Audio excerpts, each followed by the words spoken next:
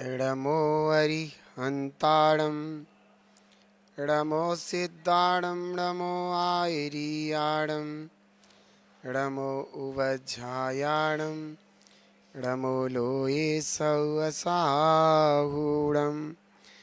बोलो 24 तीर्थंकर भगवान की, पंच परमेष्ठी भगवान की, महावीर भगवान की, जिनवाणी माता की, गौतम गणधर देव की, आचार्य श्री कुंद कुंद स्वामी की, आचार्य श्री शांति सागर जी महामुनिराज की, आचार्य गुरुदेव श्री धर्मभूषण जी महामुनिराज की, आचार्य श्री सम्यक्त भूषण जी महामुनिराज की जय। भव्य आत्मन, कभी कभी ऐसा लगता है कि हम अपने जीवन में खुश नहीं हैं, ऐसा लगता है।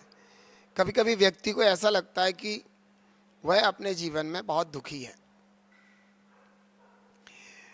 ऐसी स्थिति पर क्या हो सकता है उस व्यक्ति के जीवन में, क्या स्थिति घट सकती है, कैसा वातावरण रहता है, कैसी भावनाएं रहती हैं, कैसी इच्छाएं रहती हैं जो कि उस व्यक्ति को अच्छा नहीं लगता, दुख लगता है। तो समझते हैं क्या होता है कि जब यह व्यक्ति ये समझता है ना कि मेरे जितने भी इच्छाएं हैं हमारे अंदर, वो इच्छाएं हमारी जो पूर्ण नहीं हो रही हैं, तो वो क्यों नहीं हो रही हैं, और उन इच्छाओं की पूर्ति के लिए वह दुखी होता रहता है। हमेशा नई नई इच्छाएं लिए रहता है और उसके जीवन में वे सारी इच्छाओं की पूर्ति होती नहीं है, तो वह आकुलित व्याकुलित व्यथित रहता है, दुखी रहता है। इच्छाओं की पूर्ति क्यों नहीं होती है? इच्छाओं की पूर्ति इसलिए नहीं होती है कि उस व्यक्ति के जीवन में जो भी पुण्य पाप होते हैं, व्यक्ति अपने जीवन में जो भी पिछले समय में पुण्य पाप अर्जित करता है, उन पुण्य और पाप के अनुसार उस व्यक्ति को जब पुण्य का उदय आता है तब उसकी इच्छाओं की पूर्ति होती है, और पाप का उदय आता है तो इच्छाओं की पूर्ति नहीं होती है। जब उसकी इच्छाओं की पूर्ति हो जाती है तो वह खुश होता है, और जब इच्छाओं की पूर्ति नहीं होती है तो वह दुखी होता है। तो अब ये ध्यान रखना, इच्छाओं को करके इच्छाओं की पूर्ति हो जाए, हमारी इच्छा के अनुकूलित हमारा कार्य हो जाए, तब वह बहुत खुश होता है, कूदा कूदा फिरता है। तो उस खुशी में भी उसको जो खुश होता है, अब वो इच्छाएं, ये हमेशा ध्यान रखना कि जीव के सुख का कारण तो होती नहीं है, इच्छा हमेशा दुख का कारण होती है। उस समय वह पाप का अर्जन कर लेता है, क्योंकि हमेशा व्यक्ति ऐसी इच्छाओं को करता है जिन इच्छाओं के वशीभूत होकर के वह पाप का अर्जन नहीं करता है, अच्छी इच्छा नहीं करता। कोई विशेष समय ऐसा होता है जब व्यक्ति कुछ अच्छी इच्छाएं करता है, जैसे धर्म करने की, पंच परमेष्ठी की भक्ति आराधना करने की, आत्मचिंतन करने की, स्वाध्याय करने की, तीर्थ यात्रा करने की। ये सारी की सारी इच्छाएं जब व्यक्ति करता है तो उसमें उसको पुण्य का अर्जन होता है। और जब यह व्यक्ति 5 इंद्रियों के विषयों की इच्छा करता है, किसी को सताने की, मारने की, दुख पहुंचाने की इच्छा करता है, किसी पर हंसने की इच्छा करता है, तो ऐसे समय में इस जीव को पाप का अर्जन होता है। नेगेटिव इच्छाएं जीव को पाप का अर्जन कराती हैं, पॉजिटिव इच्छाएं जीव को पुण्य का अर्जन कराती हैं। तो आपको मैं ये बताना चाहता हूँ कि इस जीव ने पहले जो नेगेटिव और पॉजिटिव इच्छाएं की हैं उसके अनुसार इसने पुण्य पाप बांधे हैं। अब वर्तमान में उसके अंदर कोई भी इच्छा होती है तो उस समय वो उदय रहता है, या तो पुण्य का उदय रहेगा या पाप का।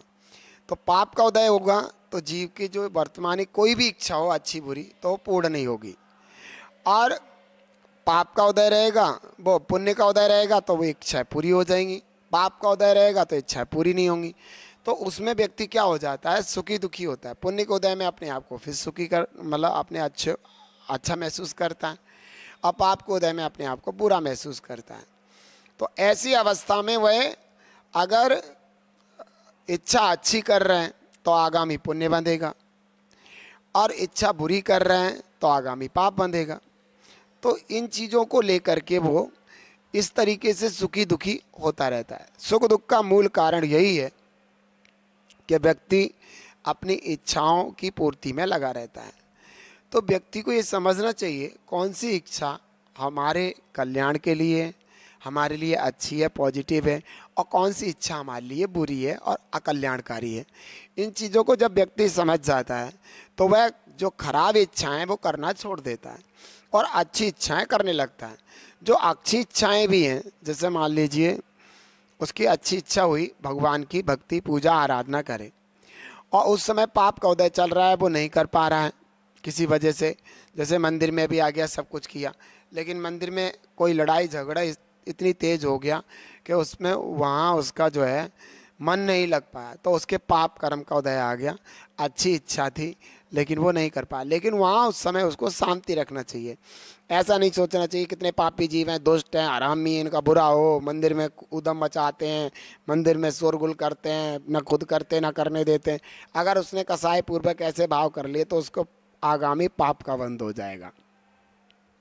तो उस समय क्या करना चाहिए, व्यक्ति को शांत समता भाव रखना चाहिए कि भाई ये जो कर रहे हैं वो तो पाप बांध रहे हैं, और मेरा इन्होंने कुछ नहीं बिगाड़ा। हमने निश्चित रूप से कोई पूर्व में पाप बंद किया था, उसका उदय आया, इसलिए मेरी भावना भगवान की भक्ति की थी, मेरी नहीं हो पाई। तो ऐसे भाव, समता भाव रखना चाहिए जीव को। तो उससे क्या होगा, समता भाव रखने से आगामी पुण्य का बंध होगा। अगर उल्टी सीधी भावना करेंगे, बुरा भाव करेंगे, किसी के लिए बुरा सोचेंगे, तो निश्चित रूप से पाप का बंध हो जाएगा। तो मैंने आपको ये बताया कि इच्छा अच्छी हो, पाप का उदय आ जाता है कभी कभी, और वो इच्छा पूरी नहीं हो पाती।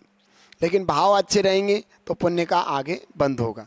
ऐसे कभी कभी हमारे पाप की इच्छा होती है। पाप की इच्छा कोई भी, किसी को मारने की, पीटने की, सताने की, किसी का बुरा करने की, किसी की कोई वस्तु चुराने की।